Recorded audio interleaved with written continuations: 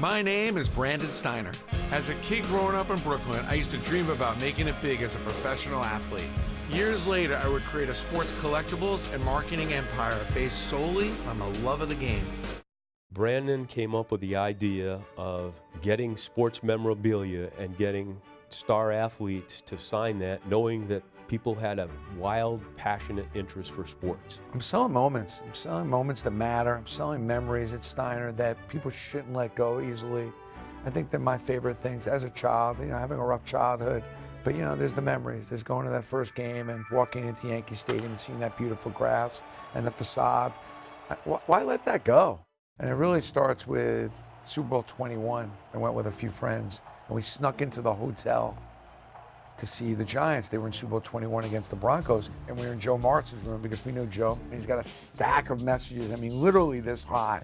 So immediately, I start going through them, Johnny Carson, David Letterman, the Today Show. I'm like, Joe, this is unbelievable. Like, who's getting back to these people? Like, who's handling all these requests for appearances? You can make some money here. And he's like, I have no time for that. I got to focus on the game. I said, hey, you want me? Maybe I can handle some of that.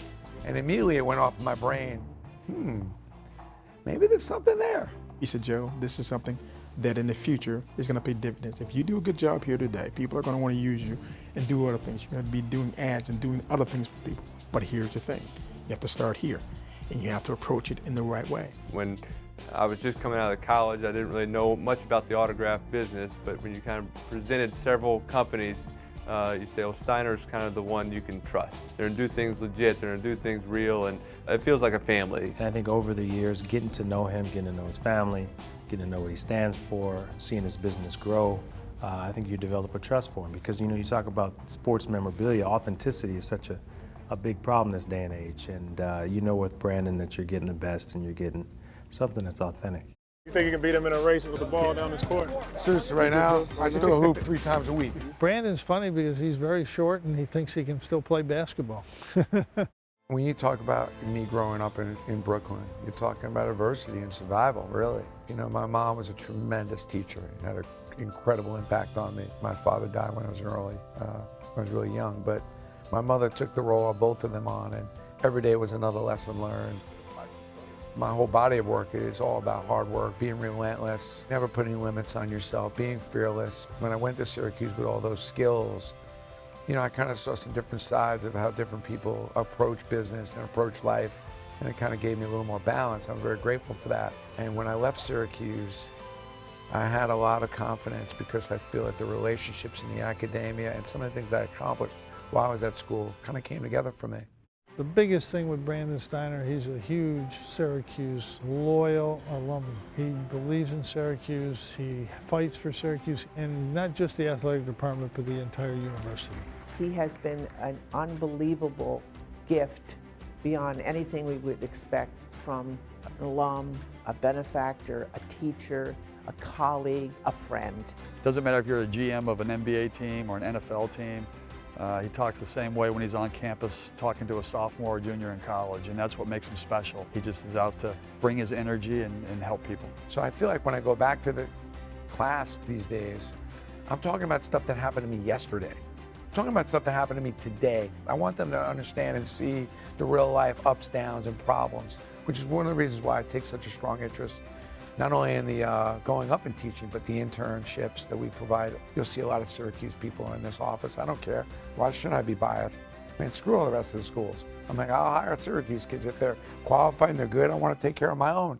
He's always ahead of the curve. He's very visionary. He's worked to develop a relationship and a brand with the most successful franchise in the history of sports, the New York Yankees. When I did the Yankee-Steiner deal, which I was very grateful, the Yankees giving me that opportunity, I had no idea they were ever going to build another stadium, but I said to Randy Levine, Randy, if we ever do move to another stadium, I want to make sure that I'm able to take this stadium down. Boy, that was a lot more responsibility than I had signed up for. It was a big undertaking. The sad thing was that, I think about Yankee Stadium and the old one, I wanted to take the whole thing home if my wife would have let me. Brandon Steiner, the only guy I know that can make millions of dollars selling dirt. And when he has something really good, he can make lots more than that. If it was for me, that would never happen because I didn't have the eye for that. he has a mentality for that. You know, he has the eye of, you know, the dirt. Who would have thought about dirt? Well, you know, he did. I was like, look, Derek Jeter's jersey's great, but that dirt he's standing on, that's pretty cool. There's a hollow ground. It's like, you may want a little something from where all those great men have walked. So we just started selling dirt, and we have almost between 50 and $60 million of dirt sales and climbing. You must be sad there's no dirt to sell. Yeah, but we're gonna sell the court. Brandon's very generous. He's always giving back. Every time you talk to him, it's not about always how he can make more money. It's how he can help the community.